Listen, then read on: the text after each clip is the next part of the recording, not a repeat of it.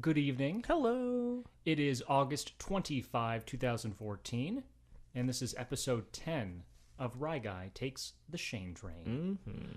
It's been over a month since our last episode. Yeah, we took a little break. A sabbatical. A little mental health retreat. Well, we were working on that short movie. So. Yes, we were. Okay, so today's topic, we're only going to do one, and we're going to kind of do a retrospective of summer 2014, the movies that came out. To be totally honest, though, I didn't see a whole lot, and I know you've seen less. Yeah, that's true. Dramatically. But either way, I figured we could at least chat about what we thought about the movies we did see, and anything for the majority that we didn't see. We can at least kind of discuss about them, why we didn't see them, or just or pretend like we saw them. Okay.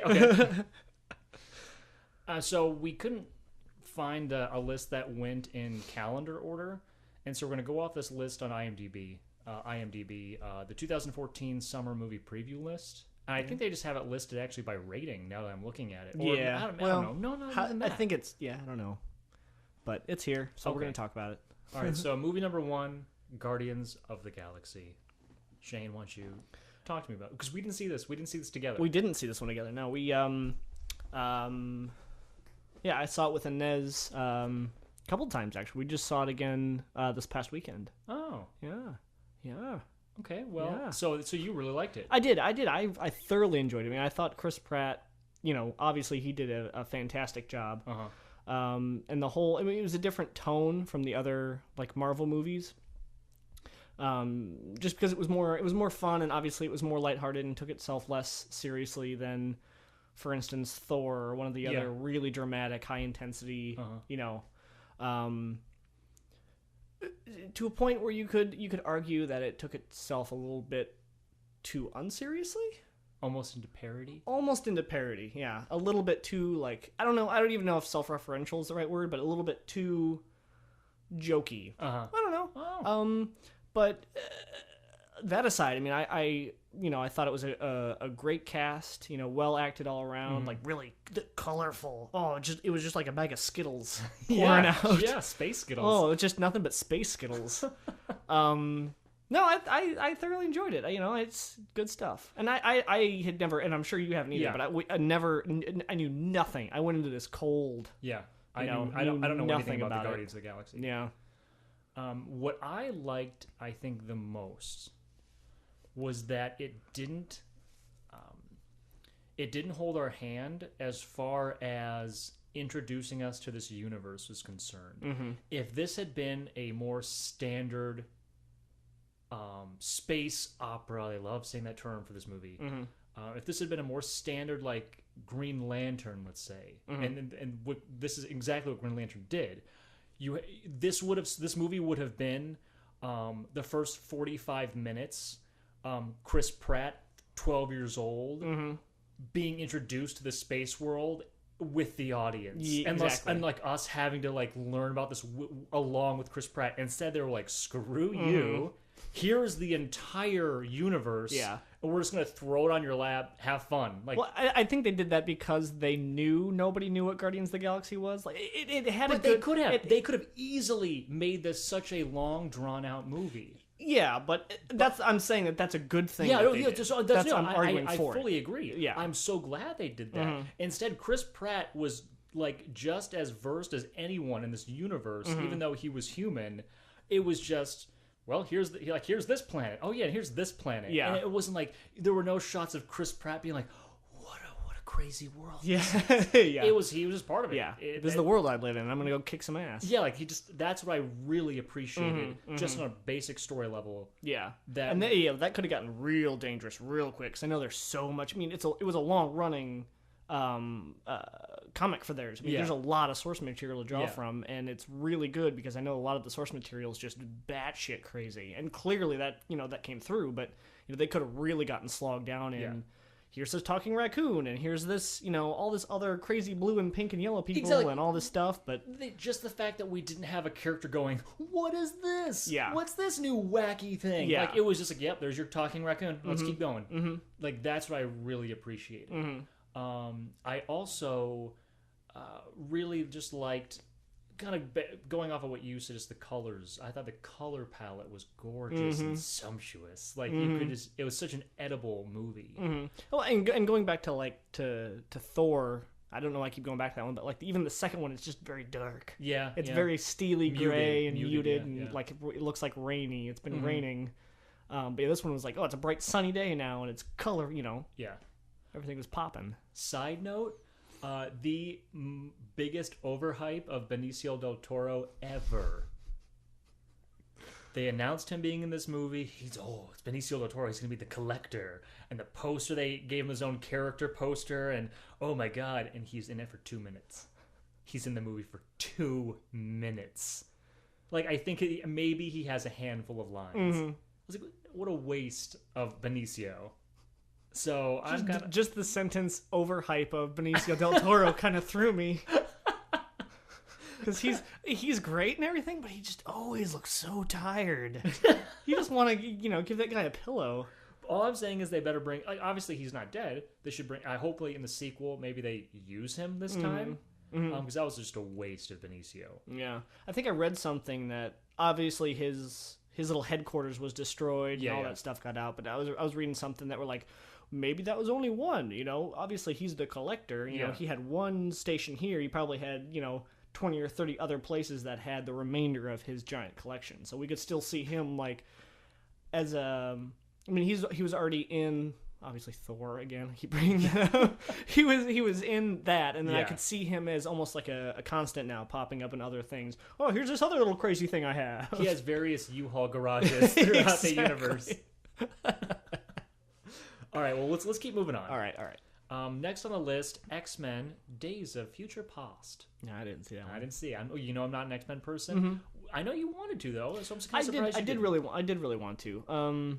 Just never got around to it. It got good reviews. It got some very good reviews. I know the fans really liked it. It did well in the box office. So, all around, I think you could definitely call this movie a success. Yeah. So I'm sure you'll see it. Yeah, I'm excited to see it, and it's interesting that they brought the whole cast from like all the movies kind of crammed together. All right. Yeah. Fair enough. Yeah. Moving down the list, Gojira. Godzilla, the 2014 remake, reboot. Yeah, remake-ish. I don't know. We both saw this, and I really enjoyed it. I enjoyed it too. I know you're going to go into the main complaint a lot of people have. I am. Go into it. Well, they really took we're not going to show you the monster action thing to extremes. Most notably when everyone's going underneath, into the bunker thing, and he's going to kick this thing's ass. And he's like, nope, sorry guys, here's this door. And we're going to go see, Bryan Cranston's son cry for a little bit or whatever he's doing. Which is cool, that's fine and dandy, focus on a human story in a monster battle type thing, but I just think they took it a little too far. I certainly see your point, and I can't begrudge you it. As far as where this film lands in terms of the continuity and the timeline, so they're starting from scratch.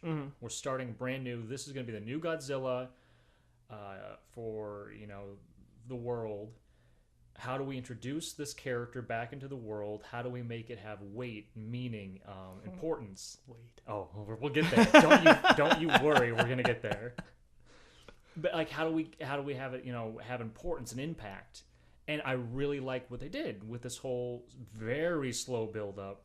Godzilla doesn't show up to like an hour into the movie, and that I didn't mind. That I didn't mind.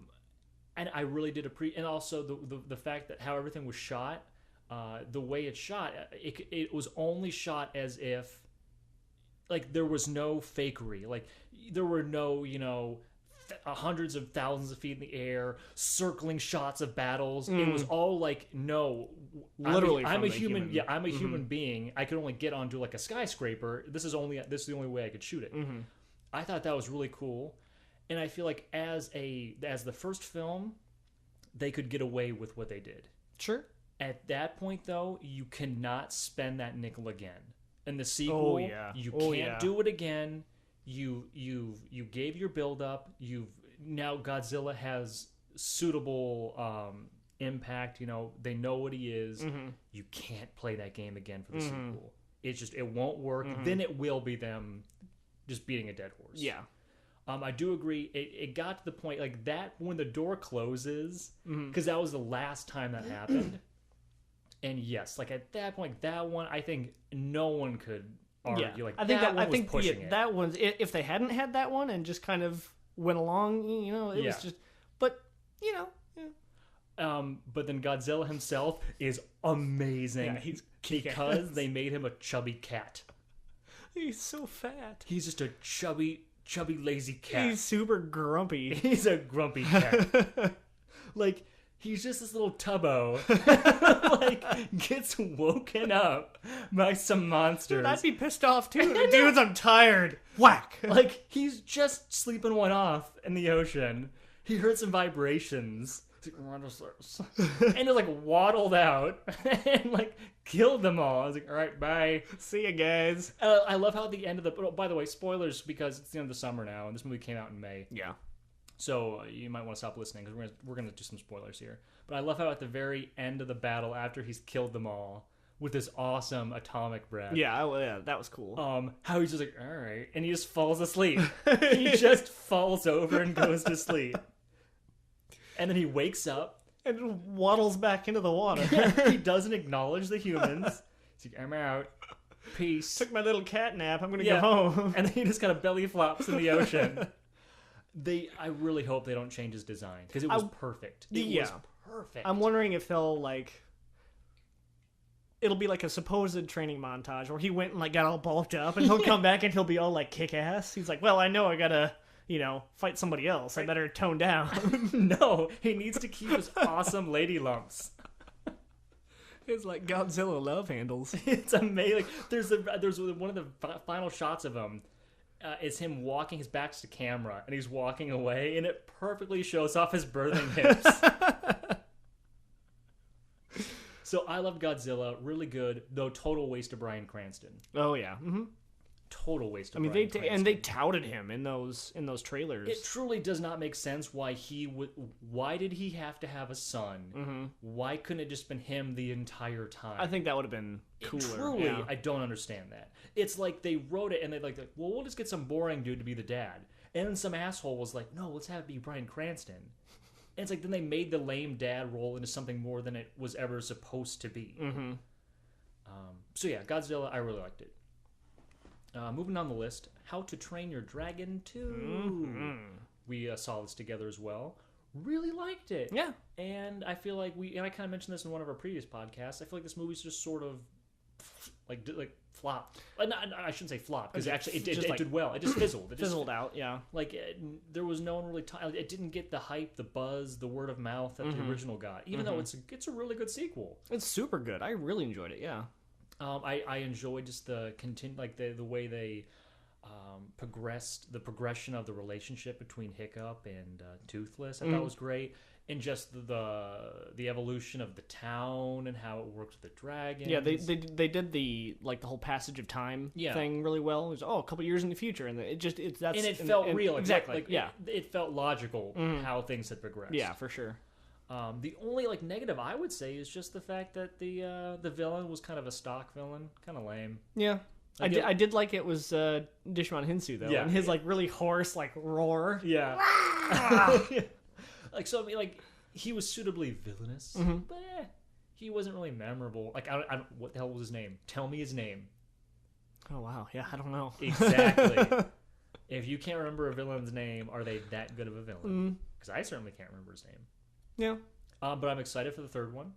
In a couple of years, I'm excited to see where the trilogy goes. I'm just going to call it right now. I bet you they kill Toothless. Didn't you kind of say that on this one? I said, no. I said this after we saw the sequel. Oh, after you saw it. Yeah, that's right. I bet you they're going to kill Toothless, but before he dies, you find out either one, there's a female Black Dragon, or what they called, Night Fury. Night Fury. There's a female Night Fury, or that's discovered and they have kids. And that's so, true, yeah. it's like he dies, but there's the legacy of the Night Fury, and he'll have children. I do not see Toothless getting out of this thing alive. Was it ever established that Toothless is male? Oh. No. I don't think so. But the way they play it, I always assumed it was a guy. Yeah, me too. But I could see them totally be like, oh, he's dead, but somehow, oh, here's a nest. He had babies. He's a she. Okay, all right, I'll go with that too. I could play that. I mean, it's still a continuation of the line story, but it's, Either way, I feel like Toothless will die. That's pretty considering dour. Considering what they did with Gerard Butler in the sequel, killed him off. Yeah, they did. He got shanked like out of nowhere. So no, I feel like Toothless won't. Yeah, make it. they're not afraid to off some bitches. Yeah, that's what I'm saying. Like that was a pretty dark moment in this kids movie. Yeah. So I mean, like, I'm cool with that. I think that, and it worked. And that's what's interesting about these movies. Both of them, they have very adult themes in these. The kids can watch them and be like, "Oh, hey, dragons, yay!" And then the adults can be like, "Oh yeah, life." I think the end of when Hiccup loses his foot at the first one, like, and then him like being helped by Toothless, like, that's like, ooh, yeah, you wouldn't see that in too many kids movies. Yeah, that's true. That got real adult real quick. Yeah. Okay, let's go to. I hear Shane's phone. That's my phone. I was like, that's an ice cream truck. I smell ice cream. I smell ice cream. Let's go down the list. Oh, our favorite. Oh, wait, where are we? Next on the list, The Amazing Spider-Man 2. The Amazing Spider-Man 2. Now, I know we've talked about this movie a lot. But it just came out last week on Blu-ray. Of course, I bought it because I'm a schmuck. And it's been 3 months. I've skipped through it a couple times on Blu-ray. There's been some time to cool down. It's a horrendous movie. So many just weird, bad choices in this movie. It's bad. It's the amazing bad choices too. And you just have to feel bad for Andrew Garfield. I see this guy, and it's like, he's good looking. He's got the movie star looks. There's talent there, but some of his choices are weird. He's very much doing a James Dean angry rebel thing. And I don't know if that's necessarily his acting choices or if that's like the director. Yeah, you're never too sure with stuff like that. But it's like, man, there was potential for him to be a cool Spider-Man in a cool movie series, and it's like he was let down by the material. Yeah, for sure. Yeah, just it's such a waste of a movie. Yeah, I mean, miscast of the century, Jamie Foxx. Just the music, like half music. Like the thing is, what's so disturbing about this is for every like good thing, there are 7 bad. Yeah, it's very disproportionate that way. You've got possibly the best looking costume on film out of all of them. Yeah, I did. I really did. Even from the get-go, I thoroughly enjoyed the costume. It looks phenomenal on film. It looks great in motion. You were skeptical about it I was pissed because it's like they're acting. No, I was pissed because they're acting like they're reinventing the wheel when all they're doing is just going back to the Raimi costume. Well, yeah. But the thing is that why I was annoyed with that was just because from day one with this series, it has never been run by anyone with a vision. Not a single person that's making this movie, from the studio down to anyone working on the film, not a single one of them has had an actual vision. Yeah. So I mean, it's been wildly inconsistent on every decision. It's been decisioned by like committee, and the committee is like 17 committees all going in different directions. Just when your movie aesthetically, stylistically, thematically, just when your movie is entirely different from your first film in a series, yeah, warning bells there. Where the hell is your vision? With the Raimi movies, that's Sam Raimi. Spider-Man 3 is perhaps the Sam Raimiest movie ever made. And then you've got this movie where truly it's a studio going, well, what's going to make us money? And they failed on that because the movie bombed. Yeah. And it's been delayed a couple of years now. It was originally supposed to come out, the third was supposed to come out in 2016. Now it's coming out in 2018. They've got the Sinister Six, which no one's asking for. They wanted to make room for that first, I'm sure. Yeah. It's so clear Sony has not a clue what they're doing. And I'm sure there's going to be a lot of shakeups. There's already been shakeups with the fact that they moved the release date 2 more years. Mm-hmm. They know they have a failure on their hands, and they're desperately trying to figure out what to do. Doomed from the start. I think one thing they need to do is get rid of Mark Webb, because I don't know why he was ever chosen. Probably just because of his last name. Seriously, that's the joke. Yeah. But that's to be the reality. That actually has to be it, because he's not a good director. Mm-hmm. He made one romantic comedy. He made one movie before he made Amazing Spider-Man. He had no track record. Mm-hmm. There was nothing about his body of work, aka his one film. And I think that shouted action franchise. Yeah. So he's just not a good director. Yeah. Anyway, so Amazing Spider-Man 2, really disappointing. All right, next on our list, Dawn of the Planet of the Apes.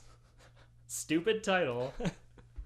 I'm not a big Apes fan. I never saw it. Didn't see it. I saw the first one well outside of theaters, and I haven't seen this one. The only reason I saw the first one was essentially for Franco. Yeah. And then he's not even in this one. Yeah. So I mean, growing up, I've never gotten into the Apes movies. They've got 17 of them. Yeah, I mean, I'd seen the first ones, and those weren't bad. You know, they weren't terrible. I was never of that camp of, oh yeah, yeah, Planet of the Apes.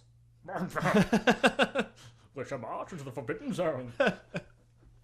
Yeah, so I mean, I have zero interest. Mm-hmm. I've heard those were great. Like I know we always. I'm sorry, Shane's looking at me. I finally got it. I've been picking at an eyelash for the last 10 minutes, like trying to pull the bottom part of his eye off or something. I finally got it. Keep talking. Okay, no. We always laughed at the original, what was it? Wasn't Planet of the Apes, or was it called Planet of the Apes? It was Planet of the Apes. The Mark Wahlberg one? No. The reboot with Franco. What the heck was it called? Rise of the Planet of the Apes? Yeah. Something like that. Yeah. Anyway, we always laughed at that trailer because it looked so stupid. But then apparently it turned out really good. Like, apparently people liked it. People were surprised by it. It did well. It wasn't terrible, you know? And this one, it got some great reviews. And I know the fans really liked it. But again, I mean, the trailer still looked pretty goofy. I mean, even that picture looks goofy. Yeah. You know? So once again, it's not my audience, but the audience it is for apparently loved it, and it's been a success. They're going to keep making them, so I mean, good for them. Good for Andy Serkis. Yeah, Serkis, right? Serkis. Yeah, yeah, good for him. He's that's Yeah. All right, next on the list, Edge of Tomorrow. Phenomenal movie. One of the truly the best films in the summer. You didn't see it. I didn't see it. Very disappointed in you. You and the rest of the country did not see this movie. Fantastic summer movie. One of the best reviewed, and it bombed. Just bombed. Which is too bad, you know? The thing is, it's tough to be surprised. Warner Bros. Had no idea what to do with this movie. They marketed it terribly. Mm-hmm. The trailers were not good and did not sell you the movie that what it is. They sold it as some dour, very somber sci-fi war, and it's really funny. It's a comedy. There is action, adventure, and suspense, but it's really funny. Just the way he deals with going through each day over and over again, and it is the best video game movie ever made. Nice. Not based on a video game. The greatest video game ever made isn't even based on a video game property. Just the way they deal with it, because it's, they're in the battle, and all of a sudden an alien comes and kills them when they went over this one hill. And it cuts to them okay, so, and they got the whole map. It's okay, so on this hill, he's going to come from the left. We got to make sure we do that. They make it that far, and then another alien kills him. Okay, after that hill, we go left here, turn right here. You got to duck twice. And they're going through marking how they're supposed to get through the battlefield. Nice. And Tom Cruise is phenomenal. I mean, he always brings his entire soul into these projects. One of the hardest working actors. And you just feel his performance on the screen. And I can't think of her name now. Who's the actress? Emily Blunt. Emily Blunt, phenomenal ass kicker. Yeah, I mean the cast is super solid for sure. And what was nice is they didn't really force this into it's not like a romantic relationship. There are little subtle hints, and you could see them being romantically linked. But it's not about that. It's about these just two human beings who are trying to win a war. Mm-hmm. It doesn't matter that she's a woman, he's a guy. It's just they're working together. They're going to solve this problem. So that's what I really liked about it too. I just wish we could talk about this more. Yeah, because you haven't seen it. I haven't seen it. And the only person I won't I don't want to spoil. Like, obviously, normally we're talking about spoilers, but you haven't seen it yet. I'll spoil it for other people, but I'm not gonna spoil it for you. Me. I appreciate that. But yeah, Edge of Tomorrow. Oh, I loved it. Phenomenal.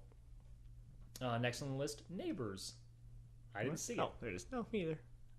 I really wanted to though. I Zac Efron, awesome. I'm always a fan of him. Yeah, he brings it. Yeah.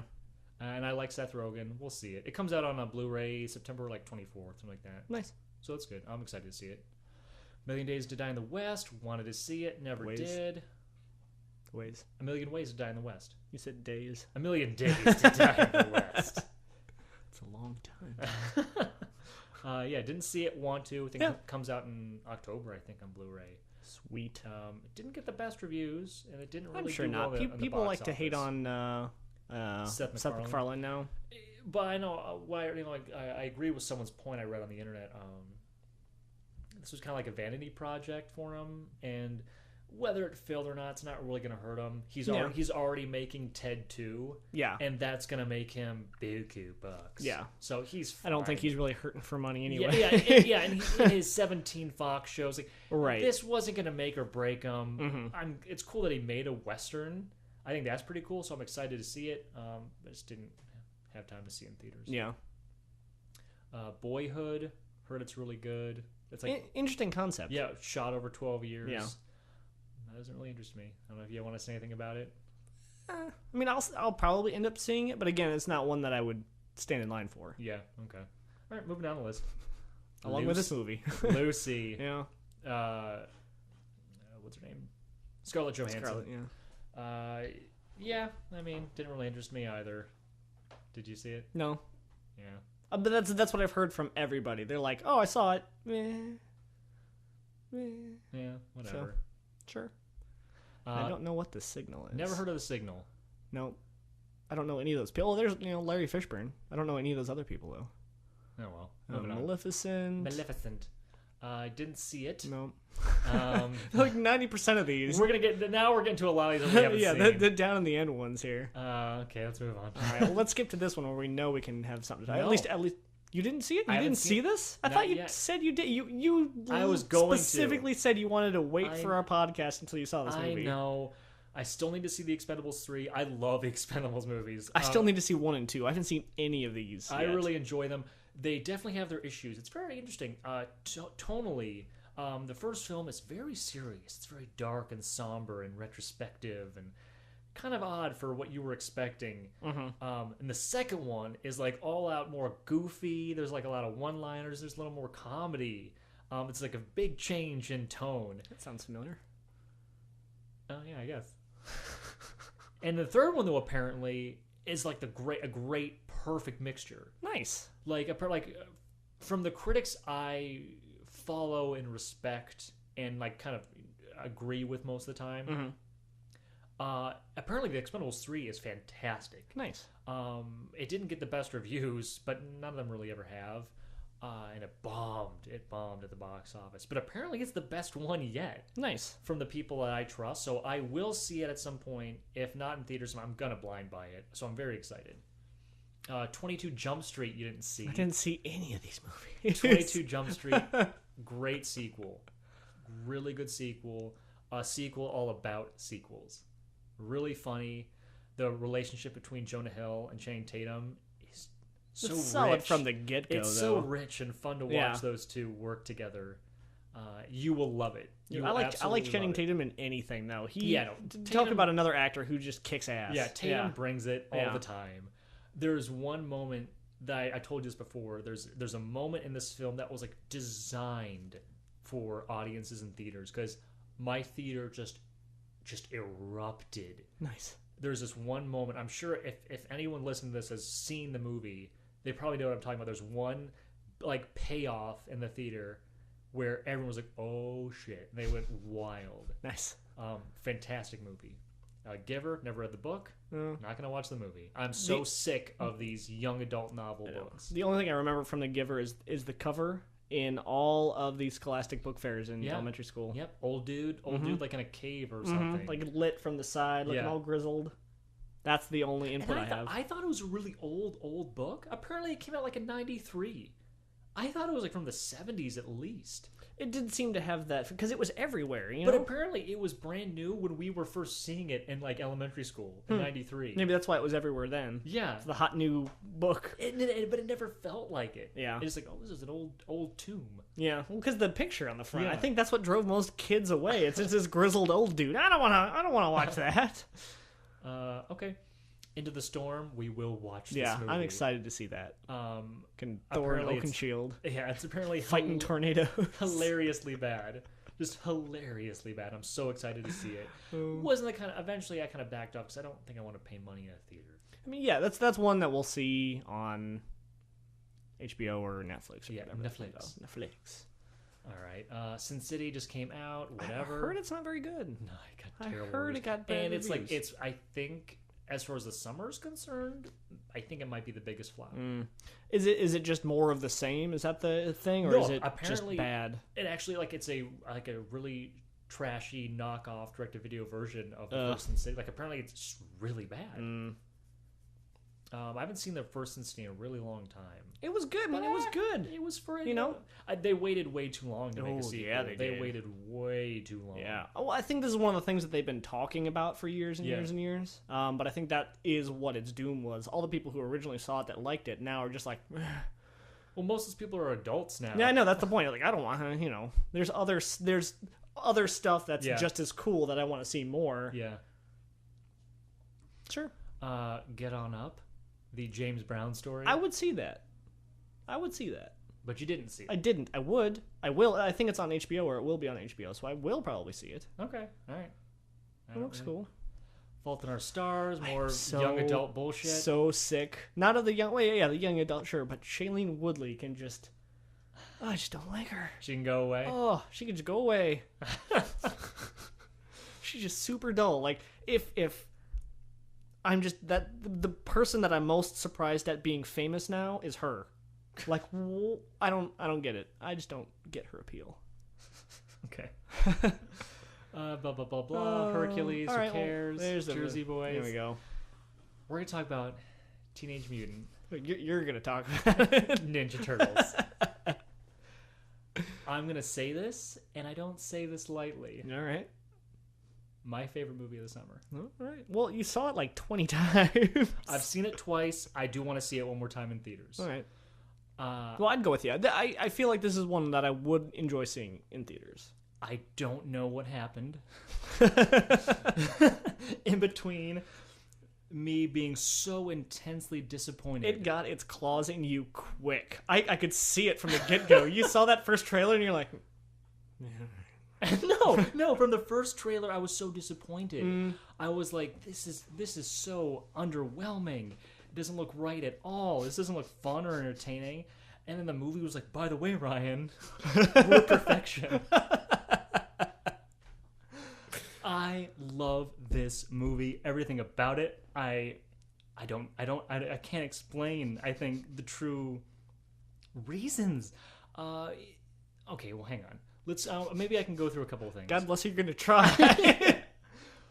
One, the music is done by Brian Tyler, who was the composer on Bubba Hotep. Oh, sweet. So basically, I've loved Brian Tyler since 2003 or whatever. He could whistle me some janky like hobo tune, and I would consider that Oscar worthy. I would like to see that scene play out. So knowing the beauty and majesty he can create just on his own, doing Bubba Hotep with like no budget. Now like he's done How's so the many tone? movies. How's the tone different? Because in my mind, there's a huge disparity between those two films. What? Wait, Bubba Hotep in this or the original Turtles? No, in this. Because this seems like it'd be actiony and hit. And it's energetic. Well, here's the thing: you've heard Brian Tyler's music before, Yeah. because he's become a superstar in the score world. He did the score for Rambo 4. All right. He did Thor 2. He did Iron Man 3, if I'm not mistaken. Really? Oh wow, he's got his hands everything. Yeah, he's a Marvel guy now. Oh, okay. Nice. And he does a bunch of video game scores too. I was playing the Assassin's Creed pirate game, and God damn, this music kicks ass. and I was like, who did this? course, Brian Tyler. Nice. So he's just a phenomenal man. It is my favorite score of the summer as well. Even all the movies I loved, none of them really had a theme or like a memorable theme you could really remember and enjoy. Like Spider-Man didn't really have one, but it was the closest to having his theme. Just picturing that, like, he lied to me, he lied to me. The Spider-Man's my enemy. And like even like Guardians of the Galaxy, I have the score for that too. I enjoy it, but there's no memorable theme for overarching it. thing. Yeah. Like for for what I saw this summer, Turtles is the only friggin' movie that had a bombastic, heroic theme that soars and is memorable and nice. like. So I really enjoyed it. And just I think even the bad reviews, because this movie got terrible reviews. Mm-hmm. Even the bad reviews agreed they got the Turtles right. Nice. And when your movie's called Teenage Mutant Ninja Turtles, I think you won that. That's like 90% of the review. I love their look. They're all very, they're all distinctive, memorable. They each have their own character. Mm-hmm. I don't know. I was very skeptical at first. I thought they were very busy with their That's what yeah. I mean, I reflected everyone else's. Oh, they're weird. They got weird mouths. Where's their beaks? Blah blah blah. But I mean, to know that they pay off, and I saw I think you sent it to me the elevator clip of them. Yeah. Like jamming, beatboxing. Yes. So they run out of danger. They're beatboxing in the elevator real quick, and then they're back into it. The sense of humor is phenomenal. Nice. And they absolutely, I think my favorite character is Splinter. They nailed that nasty old rat. Here's the thing. Gross. So it's voiced by Tony Shalhoub. Sweet. And he makes Splinter is the most sadistic, like pervy sensei. He gets off on torture. So like they're caught. Because they snuck out when they weren't supposed to. Like he catches them and he beats the shit out of them. Like, his tail, because now he's not just a puppet who has to sit there and do nothing. Yeah. Like he's actually up on his feet, moving around, and his tail is his number one weapon, and he kicks the shit out of them with it. Like he's like whipping them back and forth, like choking Raphael, and he makes them go to the hashi, and it's like his form of torture, and like he's making. Like, Raph is, like, balancing on a tricycle as he's knitting a sweater. He's got Leo doing the splits, like, up in the air, balancing as he's balancing eggs on chopsticks. He's got, like, Leo balancing, trying to ping-pong paddle as he's, like, moving in a 360 circle. And this scene is my favorite because he's just like, oh, 11 hours in the hashi. He's like, will you guys not tell me where you were? Fine. And like he like he's seducing Mikey with a pizza. It's amazing. Like I truly think it's a masterpiece. And he's naming the ingredients of the pizza, and each ingredient is increasingly more orgasmic. He's like mozzarella, and he's like provolone, of course. I could keep talking about this movie forever and ever. It's just the action's fantastic. Seeing the turtles in motion's great. They kick ass.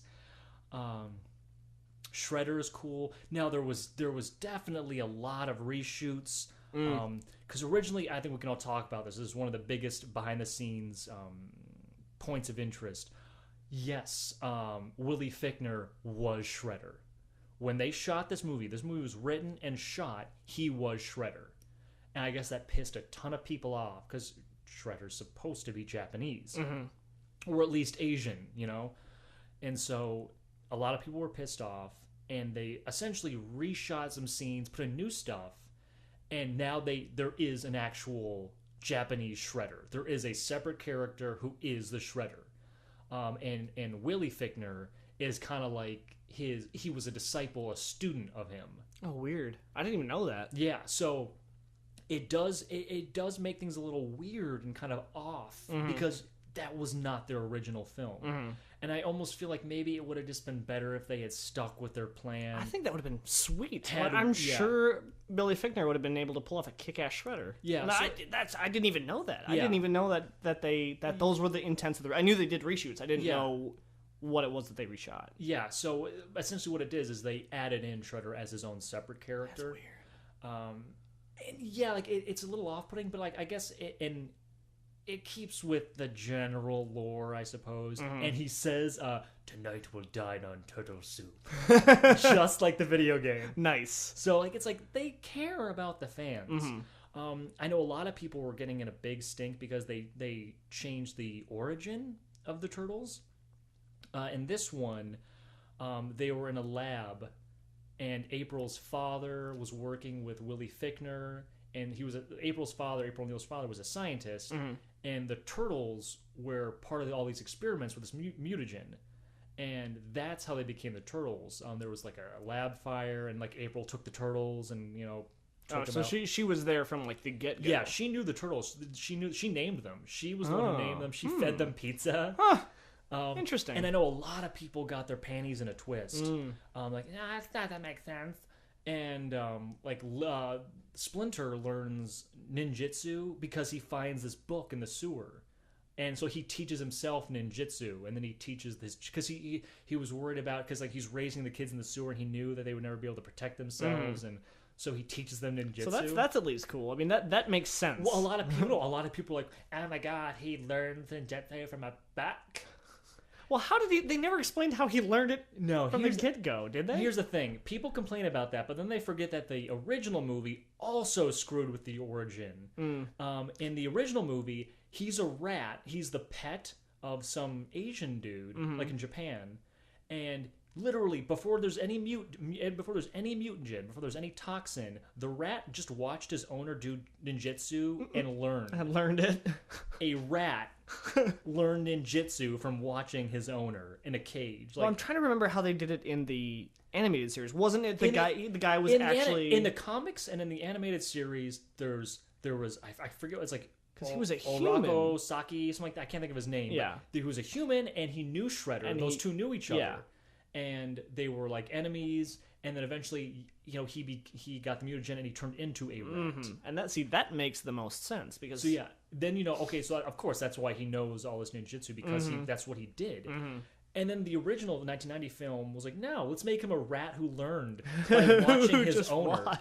So it's like I don't like. So people who complain about the origin being changed really don't have a dog in the fight. Yeah. Because the original movie made just an equally stupid. Were they upset of that discrepancy or from the original discrepancy? No, they were because people were talking about how the original movie is so much better. Oh. That's why. And so it's really it's just taking it's like parallel to the stupidity of the original movie. One is not worse than the other. Yeah. One learned from a book, self-taught. One learned from being just a rat watching a dude do ninjutsu. So either way, weird and stupid. Yeah. But yeah, no. Love the movie, and we need to see it. I want you to see it. I'm excited. Like I said, I would see it in theater, so that'll be... It is my favorite movie this summer. Nice, all right. And I feel like that's where we're going to leave it for now. All right, yeah, pretty good. All right, any last words?